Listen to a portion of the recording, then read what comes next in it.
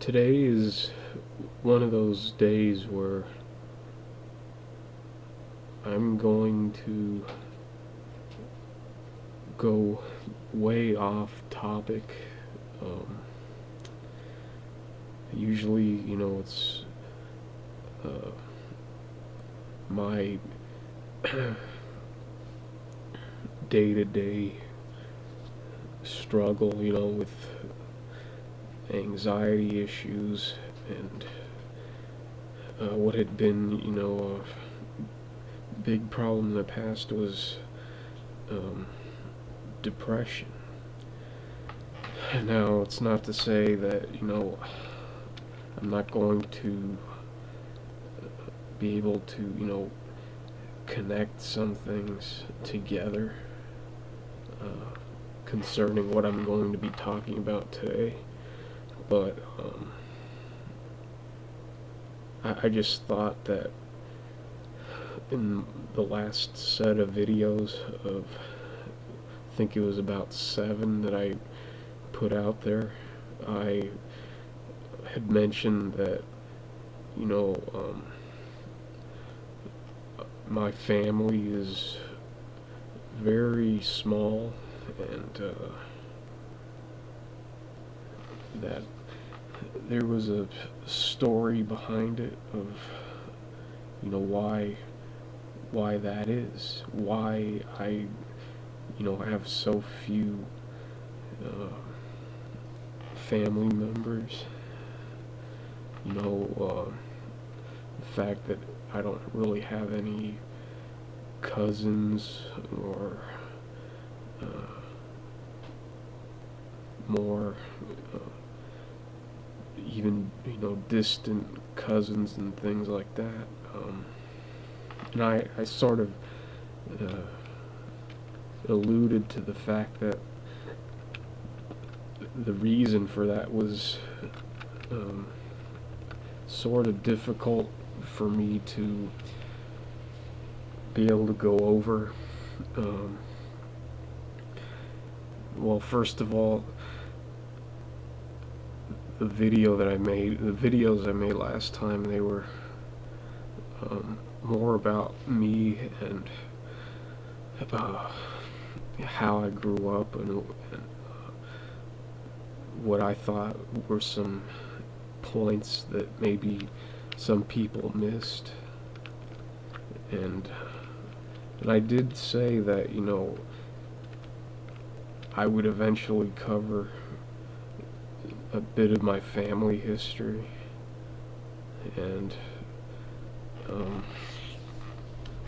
now it's obviously not something that's going to be the most pleasant of presentations, considering um, the extent of some of the stuff, but I feel like there needs to be an explanation given, um, and not simply because people in my family just simply uh, don't have children, and they don't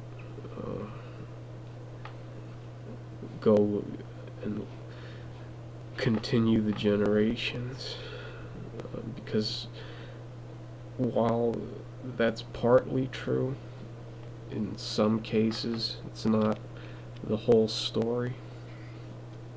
And so uh, I'm gonna take this video's time, and I'm not sure how many videos after it, but I'm gonna try to really give you a good slice of my family's history.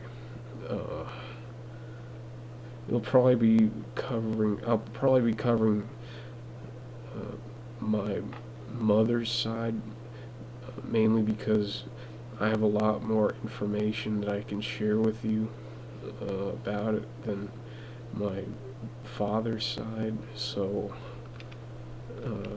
you're gonna have to bear with me as I try to piece together my father's side. So I think since that's the most difficult, that I'll probably uh, difficult in terms of not having as much information about it. I'll probably save that for a closing video, maybe, because I can give you a more basic outline of that. But I have a lot of in-depth information about my mom's side. So I guess I should begin and ask all of my viewers a question, and that question is whether or not you've heard of the Ukrainian Holodomor. It's spelled HOLODOMOR.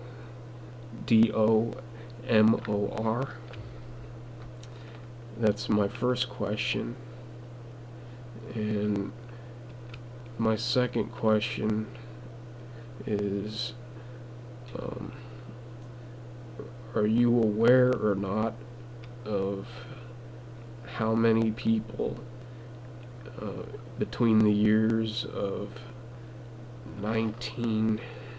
I'd say around 1930 and 1935 or so. I'm just going to give you a certain amount of time, certain time frame. So those are my first two questions. Are you familiar with those two bits of history? And where I want to go next is answer that question and connect it to my family. As I said, I'm going to cover my mom's side first. So my grandmother, my mom's mom, my grandmother's father was born and raised in Ukraine, as was she. My grandma was born in, I think, 1924, and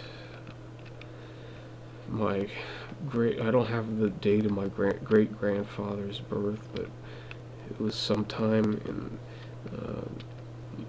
the late 1800s, like around, I think, the 1880s, I believe. So if you can put those dates together, you could see that at that time, especially considering how Ukraine and Russia are closely tied in terms of history, and usually whatever happens in Russia has a huge impact on Ukraine. And when my grandmother was born, it was during very troubling times. The communists had taken control of Russia by 1918, and of course Ukraine was right on the border and everything, and that was the time when what was now the Soviet Union